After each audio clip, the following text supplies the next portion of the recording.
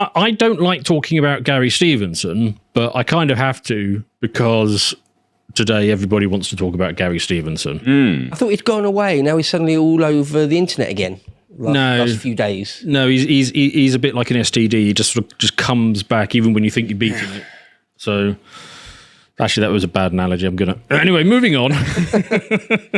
For those of you, all right then. Anyway, so for those of you who don't know him, I mean, he's a cretin. Samson did tell us not to use the naughty words. Cretins, okay? Surely cretins, right? I was going to go with knobber, but I don't know if that's allowed or not. Anyway, so for those of you who don't know, maybe you're foreign or something. You're not British. You don't. He basically does these videos where he thinks he's the absolute master of economics. I'll show you. Okay, so the first thing I want to say is, always, I do these videos with no script. And my philosophy basically is, if you really, really understand a thing really well, you don't need a script. You can just come on, explain the thing as clearly as possible, and that will be the best way to educate an audience. So I mean, there you go. So he's kind of the view that he knows everything so perfectly that he never does any research, never looks into things. He just knows all there is to know on his fake working class kitchen set piece, because that is a set. Yeah, I mean, the basic story behind the guy is he grew up on like some council estate as a poor guy, like 4 to a bedroom, kind of walking uphill in the snow to school, that kind of. Oh, my heart bleeds. Yeah, that kind of stuff. And then he became a trader, and he made lots of money in trading. Yeah, I don't really know his background. That was one thing I was going to say. What is his credentials? I knew he did something in finance. What was it? I'll trader of what? I'll give you his. Oddities? I've got it in here somewhere. Let me just give you his full CV. What is this? There you go. That is his entire CV. Interest rates trader for Citibank. Yes. For 6 years. And he made a load of money and then got fired. So fired? Yeah, well, what?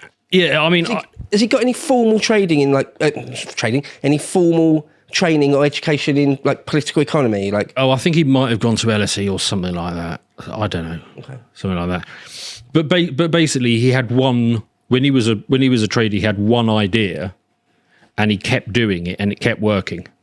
Right, yeah, brilliant. And so he made loads of money. Now, I'm pretty sure that the reason he made money was because he got the direction of interest rates right for the wrong reason, which I'll come into. And then because he kept doubling down on it, it made him look amazing until it just stopped working. Right. Okay. But because he had the wrong theory as to why it was happening, he didn't know why it happened, and therefore it just turned against him one day. He couldn't bob and weave, he was just bobbing. Yes. I don't actually know much about it. I've only ever seen a few clips of him that whenever they go viral here or there. Yes. I've never actually watched much of his or any reel of his content, but I've seen, a dozen clips or whatever. Yeah. But I know it's a bit lame to be maybe an intellectual gatekeeper or the appeal to authority or something. But if you're talking about something really quite serious like economics, yes, or political economy or something like that, yeah. Or if you're talking about a real science, hard science like physics or something, you do want to know you're listening to someone that really knows what they're talking about. They've spent years being formally trained in that thing. Yes. So do we know he actually knows anything about economics or not? Does he or not? Well, all available evidence would say no, apart from him, who would say yes. Judging by everything he said. So he described. Has anyone asked him about like Adam Smith or something? Just a couple of probing questions. Do you know sort of 101 stuff? Well, funnily enough, I might have some evidence of that. Okay. Of him being asked fairly basic questions. Okay. But according to him, he is a world-leading expert. Oh. So, proclaimed. So, I mean, I gave you what he's like when he's on his own. He kind of sits there and he does this really bored thing. Like he's so, I'm having to explain something so simple to you. Why am I even doing this? We just need wealth taxes. And it's so boring for me to have to explain for the umpteenth time why wealth taxes will fix everything. Right? A bit like if you were trying to explain, I don't know, if you go to bed with itchy bottom, you wake up with a smelly finger. Whatever it is, something incredible. Whatever it is. You're dropping lots of self-report today. No, honestly, trust me, that is a thing. I mean, okay, drinking water then, whatever it is, you have to drink water every day. He kind of sits there as if he's trying to explain something incredibly simple to people, right? Okay, but it is always wealth. Anyway, I'll play a bit of him when he's actually, Well, he's quite standoffish, isn't he? When he's with other people. I think this one, that's Tom Swarbrick. So this is with him, somebody who's as closely aligned with him as you can reasonably get. 6 years ago, £350 billion was more than 3 times the wealth of the world's richest man. And just 2 weeks ago, we had a man go through $1 trillion. Mm-hmm. These guys are growing their wealth at 40, 50% a year, Tom, in economies that are growing 1 or 2% a year if we're lucky. If you do not stop that, mathematically, I guarantee you, in 10, 20 years, they own everything, which means ordinary British families own nothing. Do you want to stop that? That works. I.e., you want to stop their ability to be that wealthy, or do you just want to tax them more on the wealth that they're gaining so you end up having more... I want to stop their ability to grow that wealth quickly. Listen, if you've got cancer, you need to stop that cancer from growing. It's as simple as... Making money is... The speed... cancerous. No, if they are growing their wealth at 50%, in economies that are growing 1%, then everyone else in that economy has to lose an enormous amount of wealth every year. It's as simple. It's not an infinite sum game here, Tom. Listen, it's not how money of course, works. Just like Keir Starmer, I want the magic growth fairies to come down. You need wealthy people to continue to be wealthy. Oh, this next bit is interesting. We will demolish that bit. Okay, sorry, yeah. But the next bit is insane. Fundamental misunderstanding. Yes. Okay. But the next bit is more illuminating as to what he thinks. In order for the wealth tax to generate anything for poor people. I'm not trying to generate income. This is not about generating income. This is about protecting the ability of ordinary British men and women to own wealth, to own their own home, to not be poor. Now, this is about a chip on his shoulder about ultra wealthy people. That's what this is about, it seems to me. Yes. Spiteful, resentful, fundamentally from a level of understanding barely above a 5-year-old comprehension, to be honest. Yeah. Because that's terrible. The left do this because they don't understand what wealth is. Wealth is not money. Money is just something that you use to divide the amount of goods and service you've got by in order to discover the price level. So what you need to imagine is there's all the goods and services, and that needs to be growing all the time. And then you've got whatever amount of money you've got, and that actually does grow all the time as well because of inflation. And then you just divide one by the other and you get the price level, right? But actual wealth is the amount of goods and services expanding all the time. So you do want more wealth every year. Yeah. You do want people like Elon Musk coming along and inventing new things and building new things, because it makes this second pile grow bigger and bigger and bigger. And even if Elon Musk, what you want is Elon Musk's wealth to increase 100% every year, not 50% every year, because it means the amount of goods and services are getting bigger, and you want everybody to do that, right? But the left cannot understand that second half of the equation. All they see is the money. Yeah, supply and demand, the left just don't understand. I'd love him to apply this logic with immigrants and the supply and demand of labour. Yes. Your labour has an inherent value. You flood the market with excess supply. Well, that used to be left-wing economics. Yeah, well... Yeah, original left-wing economics was let's not import anybody because they'd be competing for our wages. It's flipped, but... These people are insane. He doesn't know what the hell he's talking about at a fundamental level. So he just sits there with that simian brow ridge coming up with this... anyway, I won't go on. Right, what's this? Oh, yeah. Didn't I? Yeah. Let's just listen. This is comedy gold. Yeah, this is him getting deeply confused and also deeply combative. So there's a reason, sorry to interrupt, yes. There's a reason why there's very few clips of this man interacting with other people that are in his line of work. Yes. Because it's just, it gets bodied one after another. It's a fundamental misunderstanding of a thing that he's talking about. The Duke of Westminster inherited £10 billion and paid nothing. Do you think that's fair? That's not true. Okay, why is it not true? Because the Duke of Westminster is one of the highest taxpayers in the country. What does he pay? Well, on the trust, the Grosvenor estate, they don't pay inheritance tax because trusts can't die. they pay something called periodic taxes, which is how much? 6% every 10 years. 6%. So they pay 0.6% a year. So I paid 60%, and this guy pays 0.6%. Apples with apples. Inheritance tax is 40% across the course of your life. If a trust is, if a person lives who owns a trust for 70 years, then 6% times 7 would be 42. So they actually pay more. So he pays 0.6% a year. Pro rata. You're telling me 0.6%. But that would be the same as. What percent did I pay per year? No. But that's 60%. Hold up. So you're saying I pay, what's 60 over 0.6? No. 100 times the tax rate. You're not comparing apples with apples. Why is it not apples with apples? This guy pays 0.6% a year. I paid 60% a year. That's inheritance tax. I paid that 60% every year, Daniel. Every year I paid You're paying income tax. So why have I paid? Duke of Westminster why do I pay more than him? The Duke of Westminster pays income tax. He probably makes your bill blush. Yeah, he pays income tax. Yeah, well, if he's going to live, he has to withdraw money to have his income. He also, let me give you a list of all the taxes he would pay. He'd pay income tax, corporate tax. He'd pay stamp duty when he buys a building. He pays any of the other taxes, VAT when he spends money. All the same taxes apply to a duke as they apply to anybody else. So you think he pays income tax on the income on that? Any income he draws. Okay, well, our viewers can research whether he pays income tax on his income. Because I don't think he does. I mean, how could he not? He's in a trust. But there we go. Gary is just refusing to believe that he pays all of these taxes. I was going to say, the Duke of Westminster isn't above the law. Yeah. He seemed to be arguing that the Duke of Westminster is exempt from taxes. Of course he's not. Yes. That is so funny. There was a very funny auto-transcribe error in there, but I don't think anybody spotted it. I did. But yeah, no. So, yeah, okay, fine. Yeah, trusts, they don't die.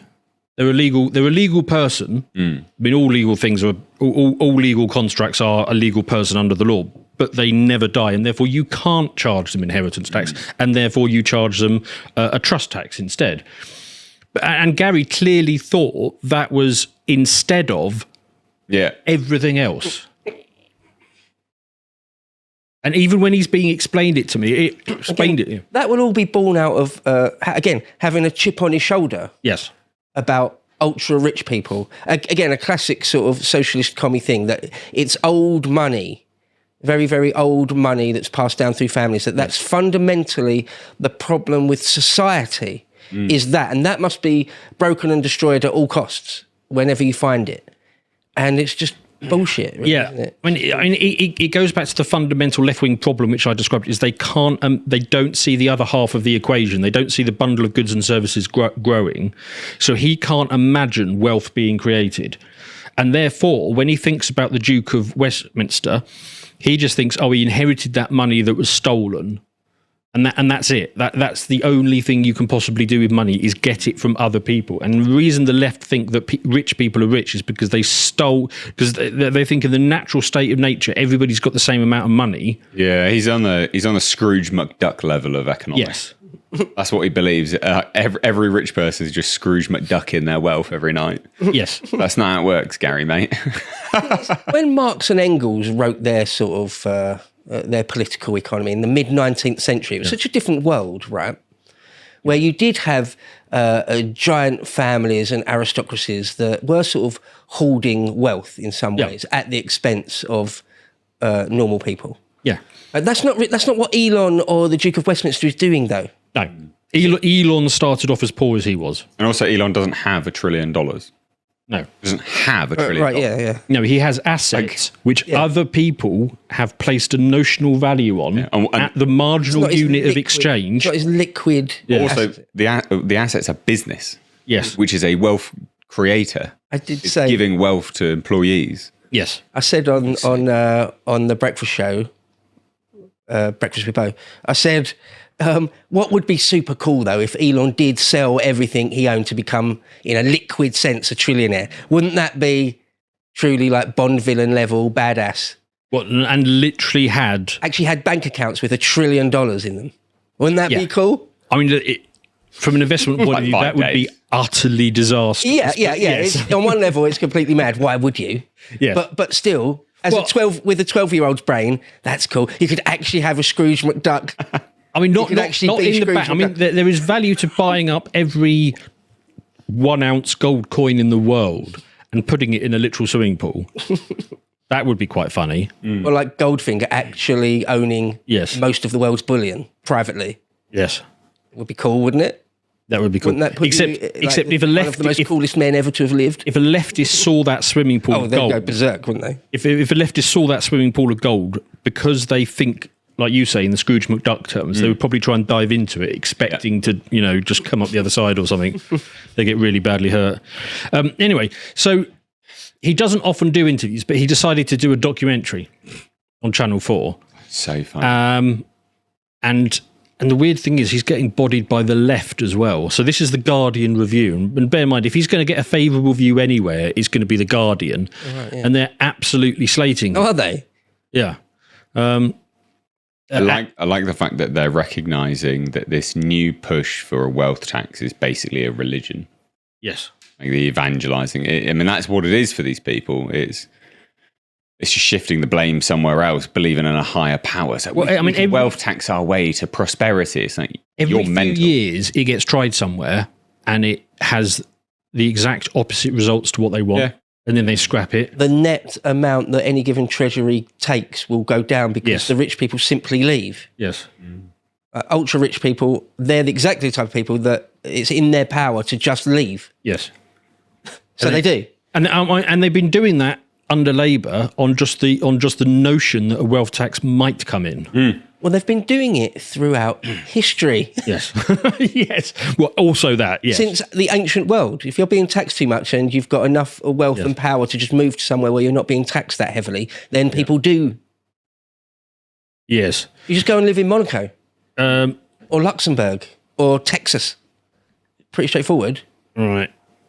I'm just thinking, where's the bit where she's like really nailing him?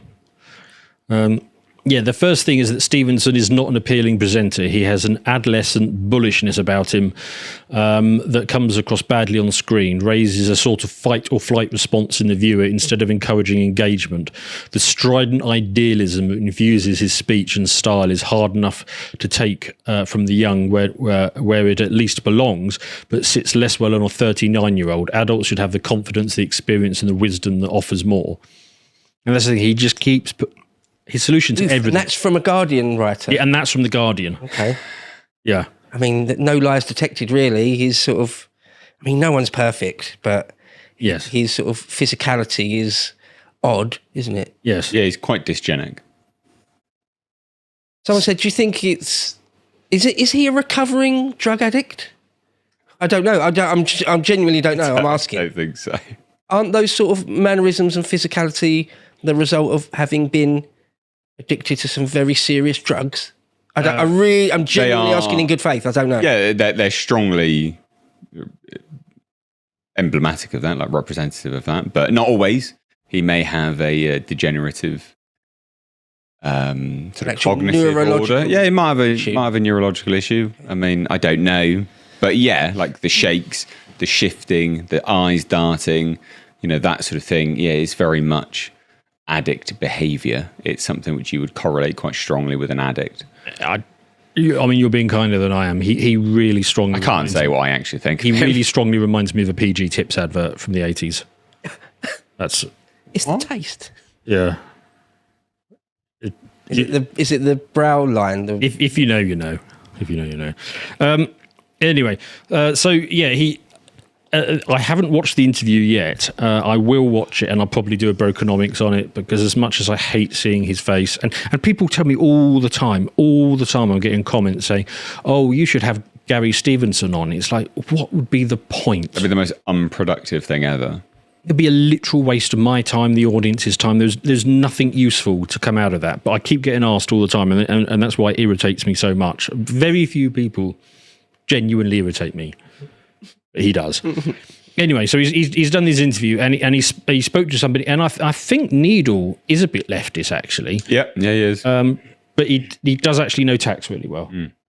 And so, of course, he starts grabbing these sort of lefties that you can have these conversations with. But I mean, Needle is, again, it just isn't having this nonsense. I'll play a bit of this. Again, that's what I would do. I would like to see someone ask him some pretty simple questions about, I don't know, John Maynard Keynes or something. Yeah. something like that. Just to see if he, just the basics, not really grill him, but just like, have you read much economics, political economy? Do you know really anything about it? And the way has anyone ever done that? I would like to see that. The way he's so insistent, I don't call myself a proper economist. I'm interested in economics and I talk about economics, but I don't sit there all day in like some city bank reading economic reports and like reading, non-farm payrolls. I just don't do it. So I would never call myself a proper economist. I mean, I say it to people like if I meet somebody, picking up my kids from school and they say, what do you do? I might say, economist or something. It's an easy way to shut them up. It's better than online racist or whatever. Whatever else I have to put out the bag to try and explain. I mean, I say the same. I don't call myself a historian. I'm not a professional historian. I'm a history fan with a mic. I've always maintained that from day one of History Bro. Well, some people say, you think you're a historian, you claim to be a historian. No. Yeah. No, I'm not published. I don't lecture in history. No, I'm just a fan. Yeah. Same with economy. Unless you're lecturing in it, or perhaps if you published a number of books, maybe then can you describe yourself as a proper economist. If you haven't done those things, then you're not. You won't be. Being a proper economist or even a proper historian is really boring because you spend all day long going through boring source material. I mean, you might actually enjoy that, just sitting there at a library going through like 4,000 references or something. But, I wouldn't enjoy reading economic reports. But yeah, he's absolutely insistent he is. Anyway, moving on. What else? So go away, Gary. How do I make Gary? Shut up, Gary. On wealth of above 10 million. Oh, there we go. Samson did it. Right. What else have I got? Oh, yeah. So that Dan Needle bloke that he was talking, I mean, it's quite interesting what he said. He said, look, I don't often talk about, personal things, but for a start, as soon as he met Gary, he started attacking him for having deleted a tweet that criticised him and then deleting other people's tweets. What? Yes. What? And he says, I was a bit confused. I couldn't remember ever deleting a tweet. And you can't delete other people's tweets. You just can't do it. But Stevenson felt that had happened. And like with all of his economic theory, if he feels it, then it's true. Right. So why have you been going around deleting other people's tweets about me? Can't do that. Yeah. I mean, that's an example. So there to talk about economics or Twitter? Yes. Which one? Also, like, what a big... Well, this is the guy from the clip. What an incredibly fragile thing to be. That's one of the first things you say to someone that you're interviewing for your own documentary. Yes. Why'd you delete some tweets about me? What? Yes. What we doing here? Anyway, then he finds the tweet and says, look, it's still up, actually. And actually, this is the same point I made. The other strange thing about the interview is how many times Stephen said he was the world-leading expert on inequality. This is not what experts tend to do. It made me uncomfortable and suspicious. Like odd gaps in his knowledge. Like he said, the house price has been falling real terms over the last 10 years. I mean, I don't call myself a proper economist, but I knew that. But again, he just wouldn't accept it, just like he would not accept. That is true. Yes. What? And why would you assert the opposite if you haven't even looked at the data? It's just like he refused to accept the fact that the Duke of Westminster pays income tax. Yeah. Just, I don't think he pays income. I'd have to look into that. It's all vibes, and it's vibes economics. Then. Yes. Yes. God damn. It is a bit bizarre, but ultimately, I think this clip from Idiocracy is going to explain really kind of what's going on, because in Gary's mind. Have you seen Idiocracy? Yeah. Right. In Gary's mind, he's the smart one explaining to the dumb people. But in reality, he's the dumb person explaining to the smart person. And it just gives me an excuse to talk about Idiocracy. Anyway, you kind of get my point. It's a good film. It's actually a really funny film. Yes. But Stevenson reckons that he's so much smarter than us having to explain to dumb people. Yeah. And it's literally the opposite way round. The Dunning-Kruger effect. Yes. So dumb that you fail to appreciate how dumb you are. Yes. Yes. But here's the immensely worrying thing about all of it. If you just go and ask people, do you want wealth tax? 70% of the public say yes. Well, a large portion of them are bloody foreigners that just want to scam everyone anyway. Yeah. And another large percentage of them are unfortunately just really uneducated and resentful, which is a terrible. But this terrible mix, to be honest. But this is the danger of somebody like rather than. I mean, I hate taxes and I hate handouts, which we'll get to in my segment. This is the thing; it's them believing that they're owed it. It's that green eyes of envy. Yes, it's unbecoming, and it subjugates you to. But like if we look at his channel, what has he got? Like 1.6 million subscribers, 77% of the British public. That's the problem with somebody like Gary. Is he could just sit there without knowing anything at all and say a thing. 70% of the public are like, yeah, that sounds really good. 1.6 million subscribers and all the rest. It's like fat people want a tablet just to make you lose weight. People don't understand that these things. Yes, people just want to go the easy route. And so it's whatever, obviously, even if it doesn't work. Yes. It's like, well, I'll just take whatever. It's the easy thing. So just do that. It's like, yeah. Right. Yeah. But the actual answer is much more complicated than that. But he can come up with this stupid stuff. Yeah. And it appeals to people. But then if somebody like me or Daniel or whoever it is then wants to argue, no, it doesn't work, we then need to start pulling out, okay, here are the historical examples and here's the data. Listen, here's why it doesn't work and here's why the mechanism's wrong.